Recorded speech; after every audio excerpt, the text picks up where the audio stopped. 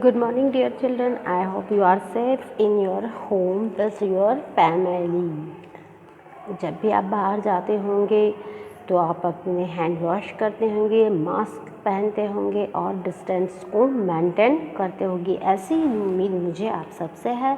तो चलिए आज हम हमारा न्यू सेशन जो स्टार्ट हुआ है जुलाई में, अप्रैल में वैसे हमारा न्यू सेशन स्टार्ट हो चुका था, लेकिन जुलाई मंथ में भी हमारी जो ऑनलाइन क्लासेस स्टार्ट हुई है तो उसमें हम पढ़ेंगे हमारी कक्षा 9 भाग 1 स्पर्श का पाठ 1 धूल, जिसमें से सबसे पहले मैं आपको धूल जो है पाठ हमारा उसके लेखक का परिचय बता देती हूँ इन शॉर्ट। जिसके लेखक है, इस पाठ के लेखक है रामविलास शर्मा, जिनका जन्म उत्तर प्रदेश के ज़िले में उन्नाव ज़िले में सन 1912 में हुआ था। इन्होंने अपनी प्रारंभिक शिक्षा गांव में ही पाई थी और उच्च शिक्षा के लिए ये लखनऊ आ गए थे। वहाँ इन्होंने अंग्रेज़ी में एमए किया और विश्वविद्यालय में अंग्रेजी विभाग में प्राध्यापक हो गए। धीरे धीरे इन्होंने कविताएं लिखना, उपन्यास लिखना, जो लेखक लिखते थे उनकी आलोचना कार्य में जुट गए। रामविलास शर्मा प्रगतिशील आलोचना के सशक्त हस्ताक्षर माने जाते हैं। गोस्वामी तुलसीदास और महाप्राण निराला के काव्य को एक नए निष्कर्ष पर इन्होंने परखा, जिनकी प्रमुख रामविलास शर्मा की प्रमुख कृतियाँ भारतेंदु और उसका युग, महावीर प्रसाद द्विवेदी और हिंदी नवजागरण, प्रेमचंद्र और उनका युग, निराला की साहित्य साधना के तीनों खंड। रामविलास शर्मा को साहित्य अकादमी में व्यास सम्मान, श्लाका सम्मान आदि से भी सम्मानित किया गया था। उन्होंने पुरस्कार स्वरूप में राशि साक्षरता प्रसार हेतु दान में दे दी थी। इन्होंने अपने पाठ में या रचनाओं में कई बार मुहावरों और लोकोक्तियों का भी प्रयोग किया है। उनकी अन्य रचनाओं कारों की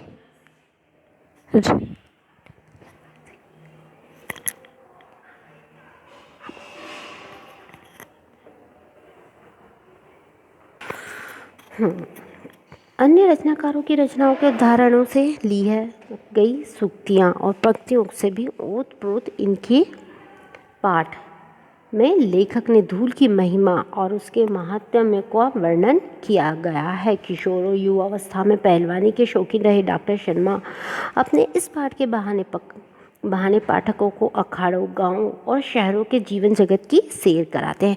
तो आज इस वीडियो में आपको मैं इसका सार बताऊंगी कि देखिए, इस लेख हम शुरू करते हैं। इस लेख में लेखक ने धूल की जीवन की महत्ता को स्पष्ट करने का प्रयास किया है, अर्थात धूल का जो महत्व रहता है उसको बताने का प्रयास किया। लेखक ने धूल भरे शिशुओं को धूल भरे हीरे कहकर संबोधित किया है, यानी जब एक बालक धूल में खेलता है उसकी तुलना एक धूल में पड़े हुए हीरे के समान कहा कि जिस प्रकार हीरा चमकता है उसकी चमक से, वैसे ही बच्चा भी धूल में खेलकर धूमिल होकर उससे चमक और कई गुना बढ़ जाती है, यानी उसकी सुंदरता कई गुना बढ़ जाती है।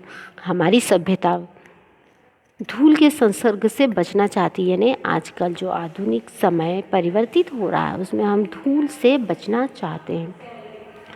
लेखक आगे कहता है कि जो बचपन में धूल से खेला है वह जवानी में अखाड़े की मिट्टी में सने बिना कैसे वंचित रह सकता है, क्योंकि हमारे लेखक को भी पहलवानी का शौक था और वह भी बचपन में धूल में खेले और बड़े होकर पहलवानी किया करते थे। वे सब मिट्टी से ही मिलते हैं।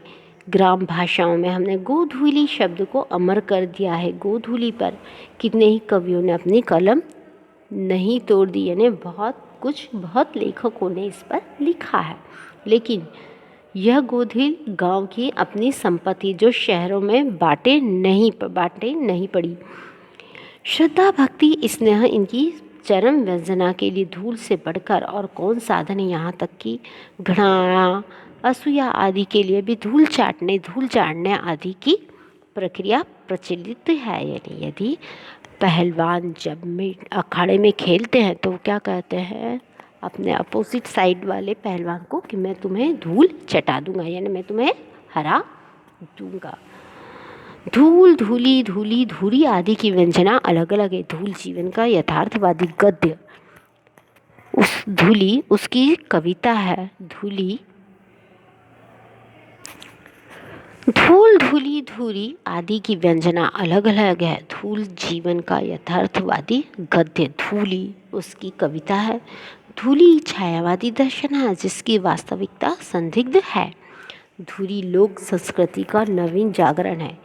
इन सब का रंग एक ही है, रूप में अलग अलग भिन्नता है। ये धूल भरे हीरे जो है वो बिल्कुल अमर है, अनमोल है।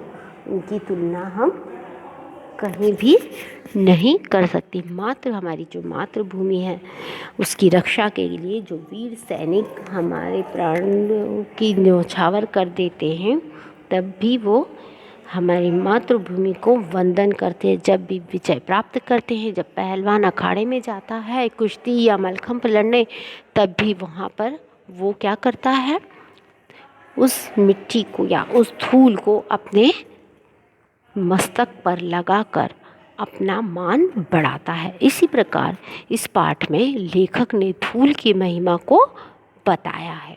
उम्मीद है आपको ये पाठ समझ में आया होगा। ठीक है, थैंक यू।